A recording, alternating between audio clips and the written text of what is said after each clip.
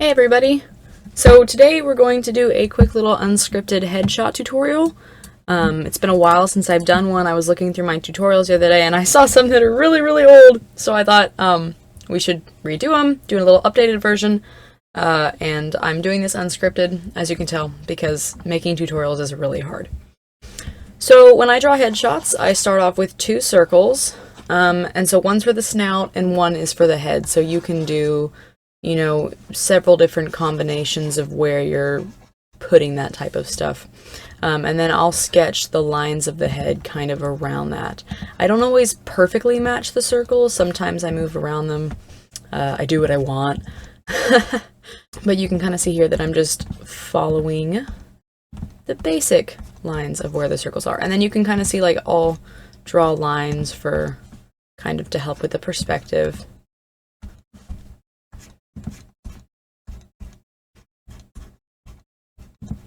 For front-facing headshots, it depends on whether they're like facing up or down, but you'll do the jaw kind of, and then I go down a little bit for the snout. I kind of think of it like in box shapes. So, here's a box for the snout, and then here's a box for the jaw. And then I kind of, I round it out a little bit when I go in. Although with some dragons I do like to keep it pretty boxy, like for mudwings and stuff. And I'll draw the top of the snout, and then I'll go down a little bit. And you can do that, you can go up for little spikes, or you can go down for little spikes, like for hive wings and stuff, or, you can keep it real boxy if you're doing a mudwing. So after I've got my circles drawn, and I've got some basic lines sketched out for the jaw and head and etc., I'll do the horns. So the horns, I basically, like, if you draw this line here, this line that I've drawn to kind of help with perspective, the horn I generally do from the top to that line. So like here, the horns will be like that, and then here the horns are kind of half and half. So you can do straight horns, you can do curvy horns, you can do straight and curvy horns, basically whatever you want. But we'll go ahead and do a few different types for the sake of the exercise. Sometimes I do like markings. They're not markings, but it's like so that they kind of look, I don't know, like they have texture, I guess. And then on side ones, I always draw the second horn just because it helps give it perspective. I generally just shift it up and to the left a little bit. This is kind of a down 3/4 view, so we'll give this dragon straight horns. And then this guy can have curvy horns. Curvy horns on front-facing headshots can be kind of difficult sometimes. This guy is slanting seriously to the wrong side. Anyhow, and then I do the ears. I do lots of different types of ears because my preference changes like all the time. Sometimes I do ears like this. Sometimes I do ears like that. I've done them like this too.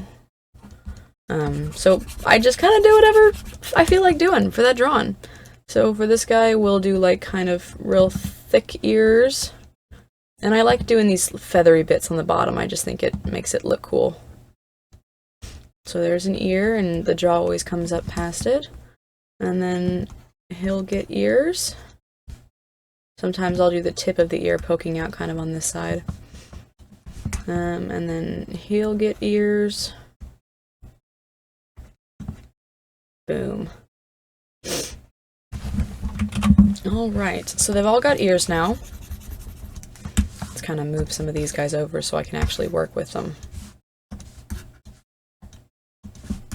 So I'm in Krita right now, in case anybody was wondering. A lot of people ask me like what program I use, and it is in the description of every single one of my videos that I ever post. So please check the description, it will tell you where to go. But yeah, I'm in Krita right now. So next I'll sketch out the neck. I kind of start with some like basic shapes. I can play around with it just a little bit, and there you go. There's that neck shape. Remember, your sketches can be messy. It's okay to have a good messy sketch as long as you can kind of get the shapes down. There was a period of time where I was trying to make my sketches messy like intentionally, because I can be a big perfectionist, and so I had to just like force myself to have messy sketches until it became until I got to the point where it didn't bother me anymore. So the neck is kind of a different shape for me, like when I do the front facing, because you have the actual neck part, and then you have the shoulders, and the shoulders kind of start to go out, and then you have the underbelly. So it kind of becomes almost like a really, really lumpy hourglass shape, just what you're seeing here. And then I always do kind of like an S shape for the neck when I do side face, and you can see like the S shape of the spine, very serpentine type shapes. And then for the 3/4 view, it's again a very serpentine SQ shape. Okay, so we've got our necks drawn in. I will add spines now. Obviously there's tons of different spines you can do. One nice thing about Krita is with this button over here, you can flip the canvas super easily, and I will often flip it to help draw my spines with a more natural, just a more natural movement to my hand. But I mean, you guys know that there are plenty of different spines. Like you can do spines, and you can do sea wing stuff, or you could do sand wing frill, which admittedly I usually need 3 or 4 tries to get correct, because sand wing frills are hard even though they're pretty.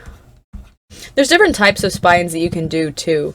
Like I'll do sometimes spines that are like real thick and curved down for like a more submissive or like a more like shy type dragon, or I'll do real thin spines that go straight up for like a more aggressive dragon.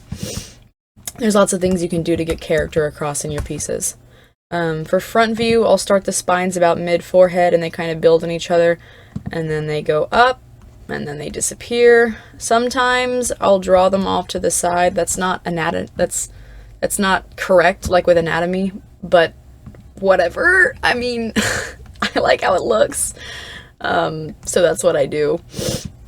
And then I'll do the underbelly. I do that about 1/3 of the length. Like if you were to divide the neck into thirds, the underbelly is about 1/3. So I do the underbelly, same here. For a front view, obviously you're going to see a lot more of the underbelly. I will oftentimes add this little row of scales here. Not all the time, but I do it a lot. There you go. And then you can add any manner of scales to the neck, stuff like that. A very popular one that I like is just to draw like that and then to color it. I do that a lot. I also do just like this a lot. Just these lines, it makes it so that there's like a certain texture to it. I do this for like ice wings and sand wings and things like that. Sometimes night wings, but I do different ones for night wings most of the time. Or you can do like gills for sea wings, or you can do markings for sea wings. For rain wings, I usually either do circle ones, or I'll do like that, and then I'll add a circle one. Yeah, so then let's do eyes. So eyes are the kind of the hard part where a lot of people get tripped up, but I do triangle shapes for eyes. Always, always, always triangle. They can be rounded triangle. I will often round them off, but they are at their core a triangular shape. So the bigger it is and the more rounded it is, the happier your dragon. Think about when you smile, how your face moves up. Let's see. You smile, so here's you normally. And then when you smile, your cheeks go up, and it pushes your eyes up, and it makes you look happy. See? And your brain registers that as a sign of happiness. So when I draw happy dragons, I like to do kind of more of an upward line. And then this is this little triangle. I think it's called a cornea. Or no. It has a name in an actual eye, but I don't know it, obviously. But I put that sometimes. It just kind of helps. Again, your brain registers that as correct. And then sometimes I'll add eyelashes. Sometimes I go that way. I do it a little bit different. Or if it's a boy dragon, or if you just don't want eyelashes, do whatever you want. Sometimes I just make it a little bit thicker. And then you can add your eye. Ta-da! So then if you were going to do like a more angry, I would do a thinner, shorter, and then you can of course come down with the eyebrow. And I always do the pupil smaller when I'm doing angry dragons.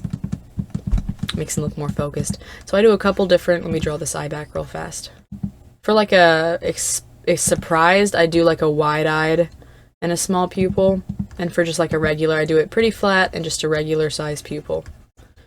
And then for eyebrows, or like eyelashes, I guess. No, eyebrows. I do big thick ones a lot, and then I kind of have the other one poke up on the other side. Again, that's just perspective. I often will draw on like an eyelash here, like just for perspective, even if I don't draw one here. But then sometimes I also do them like, I guess, more regular eyelashes, and I'll do a little one over here, a little eyelash for a perspective. And then you can do face scales, all kinds of different face scales. You can do spikes, more spikes, whatever you want. For the mouth, I'll usually just come up, do like a little tooth mark, and then you can do a smile, you can do angry face, you can add a little tooth in there, you can do meh. Sometimes I'll go like that. I do smiles like this a lot.